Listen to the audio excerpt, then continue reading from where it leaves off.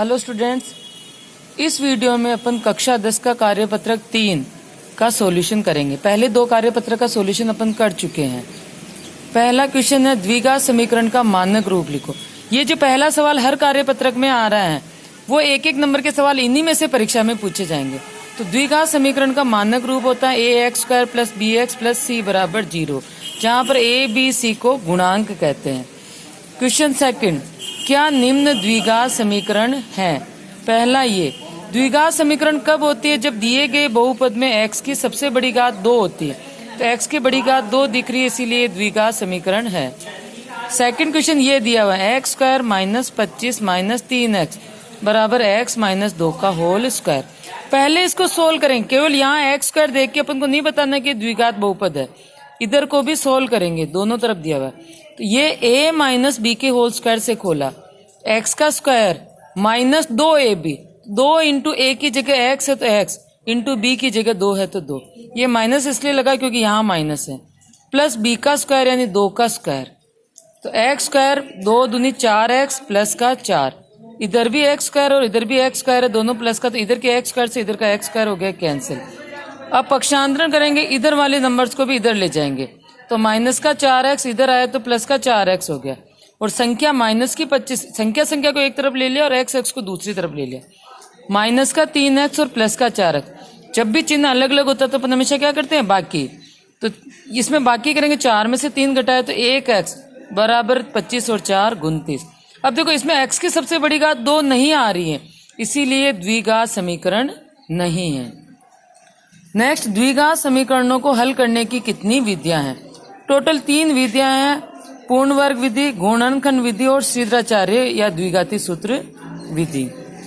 Question number 4, द्विघात समीकरण दिया हुआ ये को गुणनखंड विधि से हल कीजिए।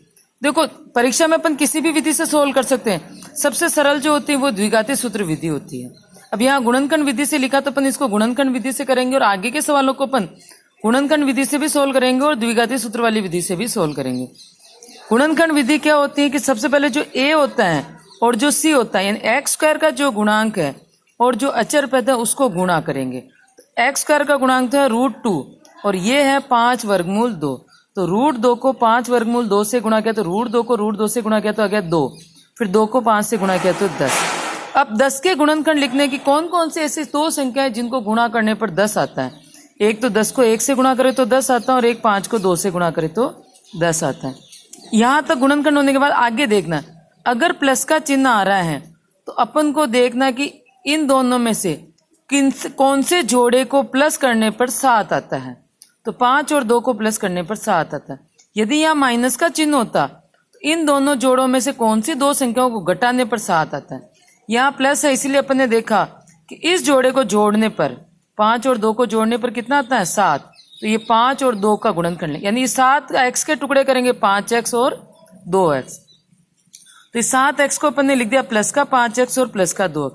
ये चिन्ह अपन कैसे लगाते हैं कि जोड़ने वाले जो अगर टुकड़े हैं तो दोनों ही संख्याओं के आगे ये वाला चिन्ह लगेगा। यहाँ प्लस है तो दोनों के आगे प्लस लगेगा और यहाँ माइनस है तो दोनों के आगे माइनस लगेगा जोड़ने वाले टुकड़ों में। और घटाने वाले टुकड़ों में दोनों के आगे चिन्ह अलग अलग लगता है। इसके आगे प्लस है तो इसके आगे माइनस लगता है और इसके आगे माइनस है तो इसके आगे प्लस लगता है। अब ये तो हो गए गुणनखंड। अब कॉमन लेने के हिसाब से 2x को आगे लिख दिया और 5x को इधर लिख दिया है।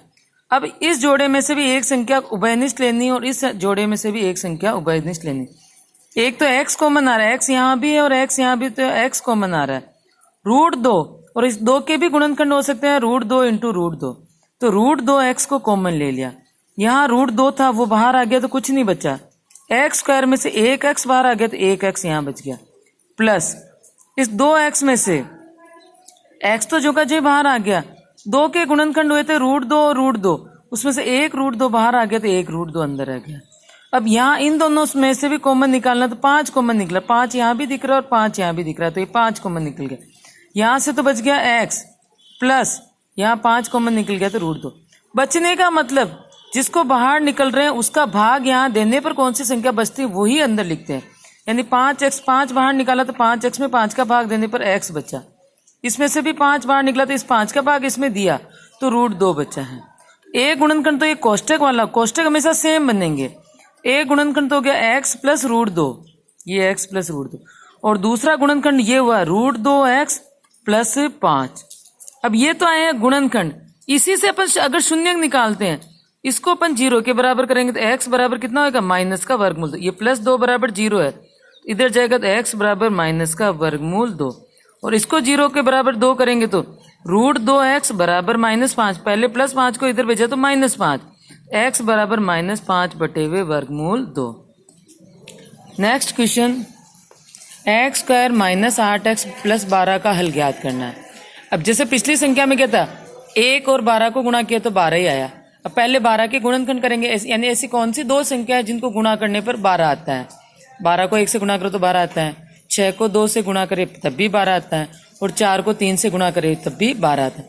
अब इन तीनों जोड़ों में से अपन को कोई एक जोड़ा लेना है। अब आगे बढ़ो, प्लस, प्लस का मतलब होता है जोड़ने वाली संख्या, तो वो टुकड़ा लेना है जिसको जोड़ने पर, और आगे बढ़ो 8 आ जाए। यानी यहाँ प्लस है तो जोड़ने पर बोलना है, और यहाँ माइनस है तो घटाने पर बोलना है। जोड़ने पर 8 आ जाए तो 6 और 2 को जोड़ने पर 8 आ रहा है, यानी इस 8x के जो टुकड़े होंगे 6x और 2x होंगे।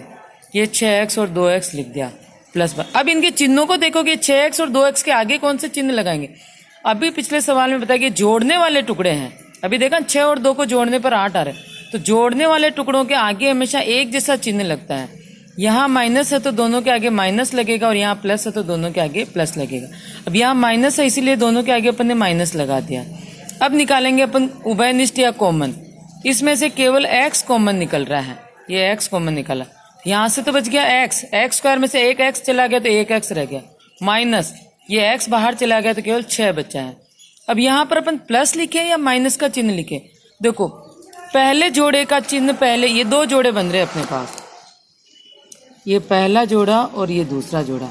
जैसा इस ये प्लस है तो इसके जोड़े में माइनस है, और यहाँ माइनस है तो इसके जोड़े में क्या रहा, प्लस। चिन्ह अगर एक जैसा होता तो यहाँ प्लस कॉमन लेते हैं, और चिन्ह अगर जोड़ों का अलग अलग होता है, इसका चिन्ह और इसका एक जैसा होता है और इसका एक जैसा होता तो यहाँ प्लस लेते, पर चिन्ह अलग अलग है इसीलिए अपन यहाँ लिया माइनस। 2x और 12 में 2 का भाग जाता है, यानी 2 का भाग इसमें भी जाता है और इसमें भी जाता है, तो 2 कॉमन निकल गया। कॉमन वही संख्या निकलती है जिसका भाग उन दोनों संख्याओं में जाता है, 2। अब 2 का भाग देने पर यहाँ से तो बच गया x, क्योंकि अपन ने माइनस बाहर निकाला है तो ये प्लस का भी माइनस बने। जब भी माइनस बाहर लेते हैं तो चिन्ह बदल जाता है, और 2 का भाग 12 में गया तो यहाँ पर बचा 6। दोनों कोष्टक एक जैसे आ गए हैं। एक गुणनखंड तो हो गया x माइनस 6, और दूसरा गुणनखंड हो गया x माइनस 2। ये तो हो गए इसके गुणनखंड, और शून्यक निकाले तो x माइनस 6 बराबर 0। x बराबर कितना आ गया, 6, इस माइनस 6 को इधर भेजेंगे तो 6, और यहाँ से x माइनस 2 बराबर 0, x बराबर प्लस का 2 शून्य। अब इसी सवाल को अपन द्विघाती सूत्र से भी करेंगे जो अपन पिछले वीडियो में सीख चुके हैं। द्विघाती सूत्र के लिए सबसे पहले अपन को गुणांक निकालने होते हैं a b c। a होता है x स्क्वायर का गुणांक जो कि कितना है 1, b होता है x का गुणांक जो कि है माइनस का 8, और c होता है अचर पद जो कि है 12। उसके बाद द्विघाती सूत्र लगाएंगे, x बराबर माइनस b। परीक्षा में कितनी बार ये 1 नंबर में सवाल आता है कि श्रीधराचार्य सूत्र या द्विघाती सूत्र लिखो। इसी को श्रीधराचार्य सूत्र भी कहते हैं और इसी को द्विघाती सूत्र भी कहते हैं। x बराबर माइनस b प्लस माइनस वर्गमूल b स्क्वायर माइनस 4ac बटे हुए 2a। अब ये abc की वैल्यू रखेंगे, x बराबर माइनस, ये माइनस तो माइनस, b की जगह रखा माइनस का 8 प्लस माइनस वर्गमूल b स्क्वायर यानी माइनस 8 का स्क्वायर माइनस 4, a की जगह लिखा 1 और c की जगह लिखा ये 12। गुणा करेंगे, 2 बार माइनस है तो ये तो हो गया प्लस 8 प्लस माइनस 8 का स्क्वायर तो हो गया 64, क्योंकि 8 को 8 से गुणा किया तो 64, और माइनस को माइनस से गुणा किया तो प्लस आ गया। 4 एकम 4, 4 को 12 से गुणा किया तो 12 2 12 36 12 चौक 48, 8 प्लस माइनस 64 में से 48 घटाया तो है 16। अब इनको अलग अलग करेंगे, 16 का वर्गमूल कितना होता है 4। x बराबर एक बार तो लिखेंगे प्लस चिन्ह और एक बार लिखेंगे माइनस चिन्ह, 8 प्लस 4 बटे हुए 2 और 8 माइनस 4 बटे हुए 2। 8 और 4 12 बटे हुए 2 6, और 8 में से 4 गए तो 4 बटे हुए 2 2। शून्य का हो गया, एक तो हो गया 6 और एक हो गया 2। अब अगर इसी को गुणनखंड रूप में लिखना है, इस 6 को इधर ले जाएंगे, इधर प्लस का है 6, इधर किसका हो जाएगा माइनस का, x माइनस 6। x बराबर 2 है, इधर आएगा तो x माइनस 2। यानी इन सवालों को अपन परीक्षा में किसी भी मेथड से आपको जो समझ में आए, चाहे तो द्विघाती सूत्र से करो, चाहे गुणनखंड विधि से करो, अपन किसी से भी कर सकते हैं।